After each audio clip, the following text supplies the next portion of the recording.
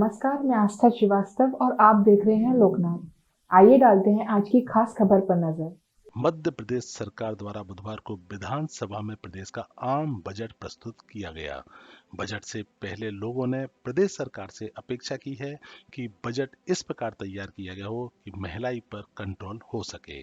खासकर आम आदमी को महंगे पेट्रोल, डीजल, रसोई गैस सिलेंडर और किराना वस्तुओं के दामों में कमी को लेकर सरकार से काफी अपेक्षा है। बजट को लेकर तो हमने लोगों से चर्चा की तो ज्यादातर लोगों ने महंगाई को कम करने के लिए सरकार से अपील की है। तो वहीं चैम्बर ऑफ कॉमर्स के व्यापारियों पर लगने वाले अलग अलग टैक्स में कटौती करने की मांग सरकार से की है।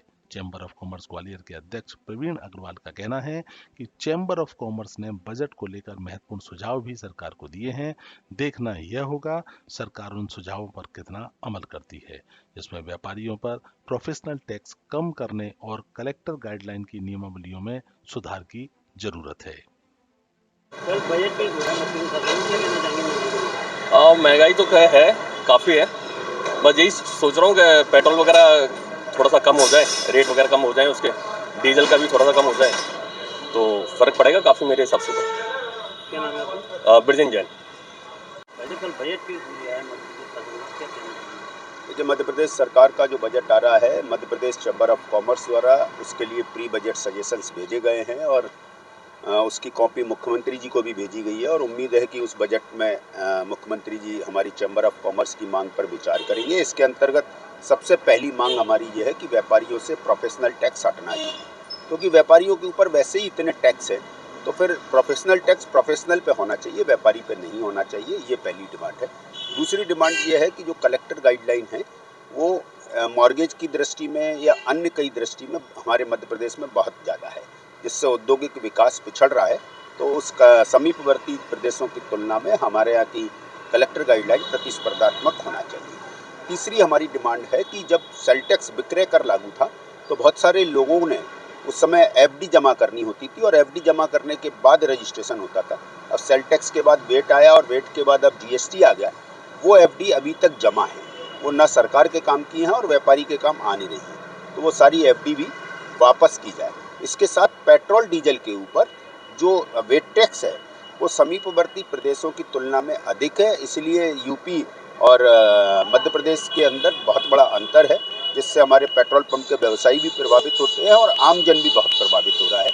तो वो भी तुलनात्मक अध्ययन करके उसको समीपवर्ती प्रदेशों से ज़्यादा नहीं होना चाहिए। ये सारी डिमांड के साथ हमने मुख्यमंत्री जी को भेजा। पेट्रोल डीजल तो आपने बताया, लेकिन सिलेंडर और जो किराने वगैरह ये महंगी हो रही, सब्जी महंगी हो रही है, उसके लिए देखिए, सिलेंडर की जो बात है वो सेंट्रल गवर्नमेंट का मामला है, वो सेंट्रल गवर्नमेंट से बात की थी। ये राज्य कर शासन का बजट है, तो राज्य शासन के बजट में जो चीज़ें वेट पे आती हैं उस चीज़ को बताया। हालांकि सिलेंडर की कीमतों में भी राज्य शासन अपने करों में कटौती करके उसको नियंत्रित कर सकती है। निश्चित रूप से करना भी चाहिए उसे, क्योंकि जो आम जन से जुड़ी हुई चीज़ें हैं उसमें सरकार को ये सोचना चाहिए कि हमारे समीपवर्ती प्रदेशों से अधिक ना हो, जिससे हमारे यहाँ व्यापारिक और औद्योगिक विकास भी बढ़ेगा और हमारे यहाँ का प्रदेश का जो व्यक्ति है वो खुश रहेगा। सर, अभी जो बजट आया था वो आम जनता के हिसाब से नहीं था और आम जनता इस चीज़ को बहुत सफ़र कर रही है।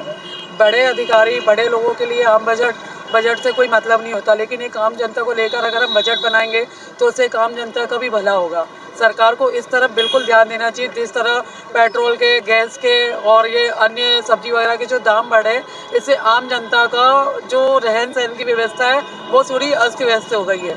सरकारी योजनाएं आती हैं लेकिन उसका लाभ आम जनता तक पहुंच ही नहीं पाता है, क्योंकि उनको जानकारी प्रॉपर कोई देना ही नहीं चाहता।